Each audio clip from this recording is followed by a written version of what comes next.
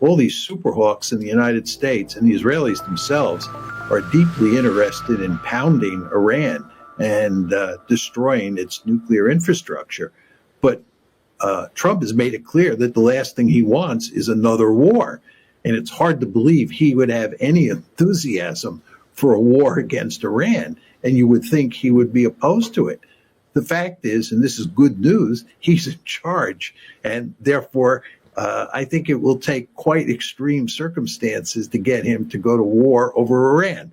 I'm not saying it won't happen, but there is a real possibility that he will be able to prevent the war with Iran. He would prefer to use maximum economic pressure to get the Iranians to do what he wants them to do. I'm not sure that will succeed, but that doesn't necessarily mean we'll get a war, and let's hope we don't. But the Panama question seems to be a kind of old-fashioned imperialist approach of this is a weaker country, they have something that we want, and one way or the other we're going to take it. How does that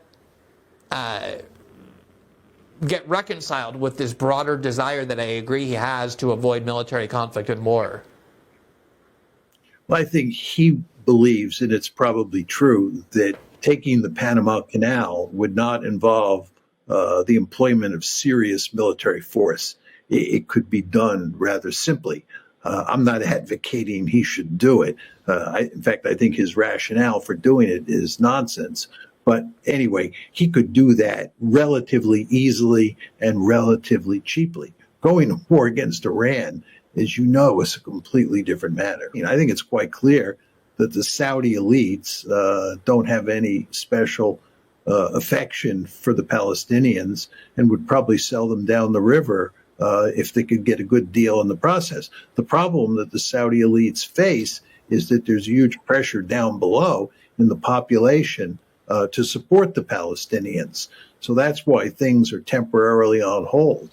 But I think the Trump administration thinks, and Netanyahu thinks, they can finesse this issue and come up with some rhetoric that vaguely promises a Palestinian state in the future. And that then is enough to satisfy the Saudi elites, and you get an Abraham Accord. But the problem is, Glenn, even if you get an Abraham Accord, it doesn't solve the problem with Hamas. It doesn't solve the problem with Hezbollah. It doesn't solve the problem in the West Bank. It doesn't solve the problem in Syria. And it doesn't solve the Iranian problem. And these are all enormous problems. Hezbollah is alive and well. The fact that Hezbollah was decapitated is not that big a deal. The Israelis have been decapitating Hezbollah leaders and Hamas leaders for a long time. They just get replaced. Hezbollah is a formidable fighting force. It will remain a formidable fighting force, and it will eventually be fully rearmed. As I said before, Hamas is alive and well. Plus, they're now dealing with the Houthis, who are another group of people who are heavily dependent and working with the Iranians.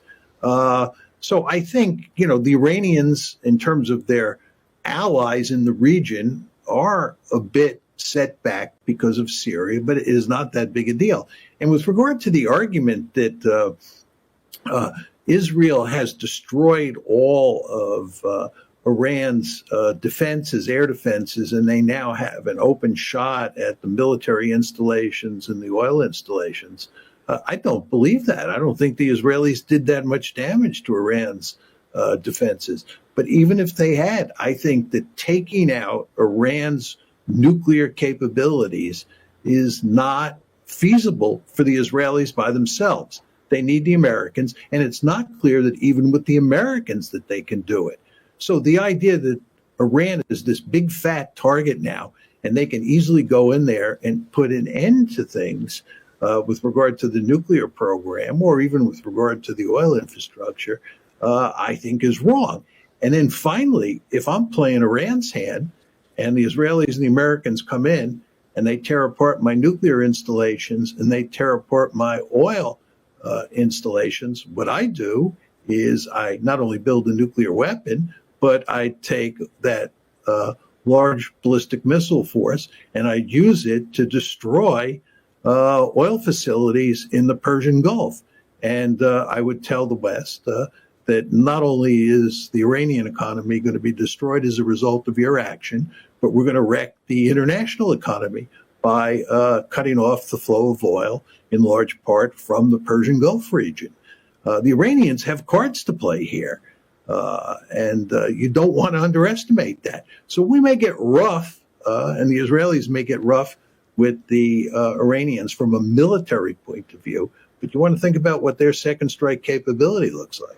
آنچه در مورد ما میگویند